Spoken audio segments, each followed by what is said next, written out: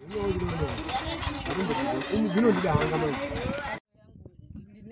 shwire yangu yekuti dei chipatara chedu chapera.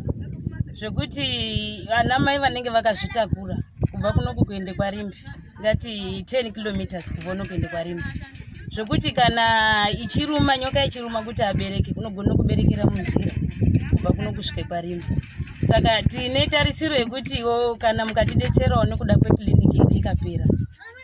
Handizivi kuti mufaro wacho unenge wakakura zvakadini. Mukatibatsirawo neapapo nekuda kwekliniki. Mwari vapindire. Shure yangu maererano nekliniki inei. Kliniki ndoshure kuti kudai yangu yakwanisa kuwana munhu anokwanisa kubatsira ibve yapera. Kuzi tine matambudziko akati wandei anosangana nana mai vanondozvarira kwaRimbi kuro.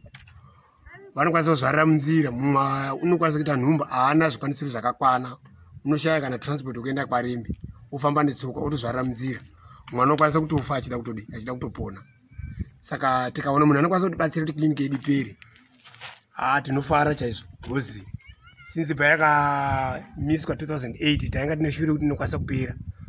But kubva 2008 up to 2020 hapana kana chinhu chiri kufamba. Saka shuru yedu kudai takwanisa kuona munhu anotibatsira kliniki yedu ipere.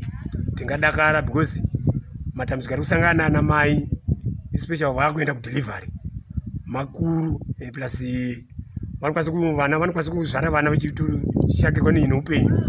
Saka tinoshure yekuti kliniki yedu kudai yakwanisa kuti takwanisa kuwana vanhu anotibatsira kliniki yedu ibva yapera. Ndekuti kliniki woipere tibarirewo padhuze. Ndoshwiro yangu.